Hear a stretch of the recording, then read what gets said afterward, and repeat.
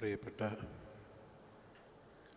കവിതയെയും ഭാഷയെയും സ്നേഹിക്കുന്ന എൻ്റെ മുന്നിലിരിക്കുന്ന പ്രിയപ്പെട്ടവരെ, അസ്സലാമു അലൈക്കും. കഴിഞ്ഞ വർഷം ഇതേ വേദിയിൽ കവിത അവതരിപ്പിക്കുമ്പോൾ പുറത്ത് നല്ല മഴയുണ്ടായിരുന്നു. ഈ വർഷവും അതേപോലെ തന്നെയാണ്. പലപ്പോഴും ഞാൻ ആലോചിക്കാറുണ്ട്, നബിയെക്കുറിച്ച്, പ്രവാചകനെക്കുറിച്ച് എന്തിനാണ് ഒരു ഓർമ്മപ്പെടുത്തൽ? അതെപ്പോഴും നമ്മുടെ മനസ്സിലുണ്ടല്ലോ എന്ന്. പക്ഷെ ലോകത്തുള്ള പല മഹാന്മാരെക്കുറിച്ചും നമ്മൾ പേർത്തും ചിന്തിക്കുകയും ആലോചിക്കുകയും വാർഷികങ്ങളെല്ലാം തന്നെ കൊണ്ടാടപ്പെടുകയും ചെയ്യുമ്പോൾ തീർച്ചയായും അപരവൽക്കരിക്കപ്പെടുന്ന ഇസ്ലാം മതത്തിൻ്റെ പൊതുവെ ലോകം മുഴുവൻ നബി സല്ലല്ലാഹു അലൈഹി വസല്ലമ പഠിപ്പിച്ച പാഠങ്ങൾ, സന്ദേശങ്ങൾ ലോകത്ത് എല്ലാ കാലത്തും പ്രസക്തമാണ് എന്നതിനെക്കുറിച്ചാവുമ്പോൾ തീർച്ചയായും നമ്മൾ വലിയൊരു ദുഃഖത്തിൻ്റെ കൂടി ദിവസമാണെന്ന് നമുക്കറിയാം. നസറുള്ള സയനിസ്റ്റ് ഭീകരരാൽ ചെയ്യപ്പെട്ട ഒരു ദിവസം കൂടിയാണ്. ആ പോരാളി മനുഷ്യ സാഹോദര്യത്തിന് വേണ്ടി നിലനിന്ന വ്യക്തിത്വമായിരുന്നു.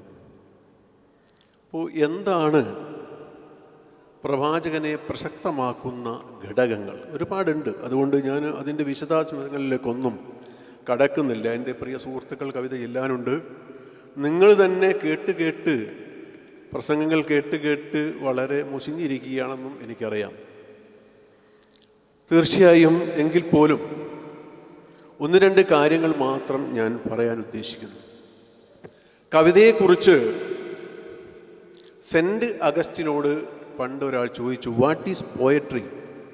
എന്താണ് കവിത എന്ന് ചോദിച്ചപ്പോൾ അദ്ദേഹം പറഞ്ഞ മറുപടി വളരെ പ്രസക്തമാണ്. അത് ചോദിച്ചാൽ, കവിത എന്താണെന്ന് ചോദിച്ചാൽ എനിക്കറിയില്ല, ചോദിച്ചില്ലെങ്കിൽ അറിയുമെന്നാണ്. അത്രയും നമുക്ക് നിർവചിക്കാൻ കഴിയാത്ത ഒന്നാണ് കവിത. അത് മനുഷ്യ മനസ്സിൻ്റെ നിർഗമമായ വികാരങ്ങളുടെ കുത്തൊഴുക്കാണെന്നൊക്കെ പറയും. കവിതയെക്കുറിച്ചുള്ള നിർവചനങ്ങൾ പാശ്ചാത്യമായാലും പൗരസ്ത്യമായാലും ധാരാളമുണ്ട് എന്ന് നമുക്കറിയാം. ഒരാളുടെ നിരീക്ഷണം, നോട്ടം എല്ലാം കവിതയായി മാറും. അപ്പോൾ ഇവിടെ പ്രവാചകനെക്കുറിച്ചുള്ള കവിത 100 കവിതകൾ ചൊല്ലി. എല്ലാ കവിതകളും വ്യത്യസ്തമാണെന്നാണ് ഞാൻ വിചാരിക്കുന്നത്, ഞാൻ കേട്ടിട്ടില്ലെങ്കിൽ പോലും. കഴിഞ്ഞ 6 വർഷമായി നബിതങ്ങളെക്കുറിച്ച് നമ്മൾ കവിതകൾ ചൊല്ലുന്നു, കേൾക്കുന്നു, ആസ്വദിക്കുന്നു, പോകുന്നു.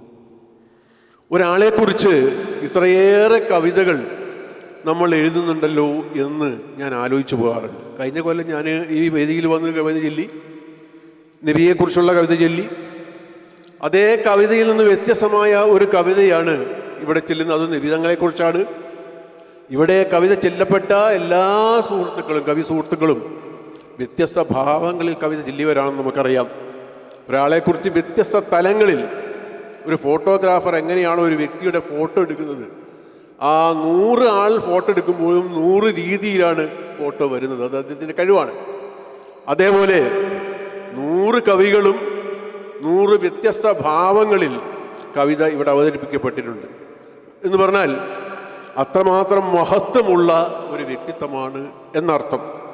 അതുകൊണ്ട് ഞാൻ ദീർഘിപ്പിക്കുന്നില്ല, ചെറിയൊരു കവിതയിലേക്ക് നിങ്ങളുടെ ശ്രദ്ധ ക്ഷണിക്കുകയാണ്. ഒപ്പം ഈ പരിപാടിയിലേക്ക് എന്നെ ക്ഷണിച്ച ഇതിൻ്റെ സംഘാടകരോട് നന്ദിയും കടപ്പാടും അറിയിക്കുന്നു. മുസല്ല എന്നാണ് കവിതയുടെ പേര്. മുസല്ല. ആകാശത്തിനു മീതെ ആകാശത്തിലേക്ക് പ്രാർത്ഥനയുമായി ഒരു കുഞ്ഞില മരുക്കാട്ടിൽ തല ഉയർത്തി നിന്നു. ആകാശത്തിനും മീതെ ആകാശത്തിലേക്ക് പ്രാർത്ഥനയുമായി ഒരു കുഞ്ഞില മരുക്കാട്ടിൽ തല ഉയർത്തി നിന്നു. കാരുണ്യത്തിൻ്റെ വാതിലുകൾ തുറന്നിട്ട് കാണേ കാണേ അത് തണലിട്ട് പന്തലിച്ചു. കാരുണ്യത്തിൻ്റെ വാതിലുകൾ തുറന്നിട്ട് കാണേ കാണേ അത് തണലിട്ട് പന്തലിച്ചു. പള്ളിമിനാരങ്ങളിൽ കുറുകും വെള്ളരിപ്രാവുകളുടെ തൊണ്ടക്കുഴിയിൽ നിന്നും നിർഗമിക്കുന്നു വാങ്കൊലിയുടെ തൂവള്ളച്ചിറകുകൾ. പള്ളിമിനാരങ്ങളിൽ കുറുകും വെള്ളരിപ്രാവുകളുടെ തൊണ്ടക്കുഴിയിൽ നിന്നും നിർഗമിക്കുന്നു വാങ്കൊലിയുടെ തൂവള്ളച്ചിറകുകൾ. മരുഭൂമിയുടെ ആയങ്ങളിൽ നിന്നും ഉറവ പൊട്ടുന്നു തെളിനീരൊഴുക്കിൻ്റെ തക്ബീർ ധ്വനികൾ. മരുഭൂമിയുടെ ആയങ്ങളിൽ നിന്നും ഉറവ പൊട്ടുന്നു തെളിനീരൊഴുക്കിൻ്റെ തക്ബീർ ധ്വനികൾ. ഉറുമ്പുകൾ പോലും കാത് വട്ടം പിടിക്കുന്നു. ഉറുമ്പുകൾ പോലും കാത് വട്ടം പിടിക്കുന്നു.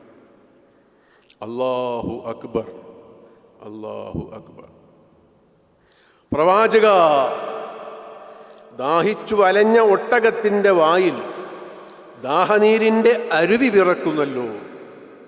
പ്രവാചക, ദാഹിച്ചു വലഞ്ഞ ഒട്ടകത്തിൻ്റെ വായിൽ ദാഹനീരിൻ്റെ അരുവി പിറക്കുന്നല്ലോ. കായ്ക്കാത്ത ഈന്തപ്പനകൾ പൊടുന്നനെ മണവാട്ടികളാകുന്നു. കായ്ക്കാത്ത ഈന്തപ്പനകൾ പൊടുന്നനെ മണവാട്ടികളാവുന്നു. ഇറാ ഗുഹയിൽ നിന്നും ഒരു കാറ്റ് ആകാശത്ത് മഴവില്ല് കൊത്തുന്നു.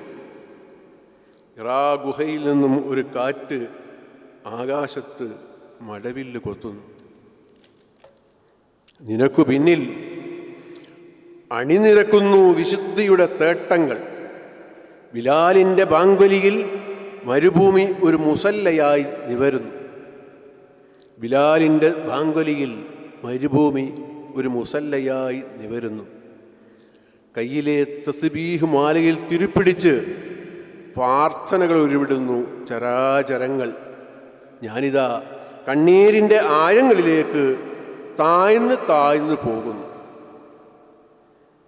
മരുഭൂമി ഒരു മുസല്ലയായി നിവരുന്നു. കയ്യിലെ തസ്ബീഹ് മാലയിൽ തിരുപ്പിടിച്ച് പ്രാർത്ഥനകൾ ഉരുവിടുന്നു ചരാചരങ്ങൾ. ഞാനിതാ കണ്ണീരിൻ്റെ ആഴങ്ങളിലേക്ക് താഴ്ന്ന് താഴ്ന്നു പോകുന്നു. നന്ദി.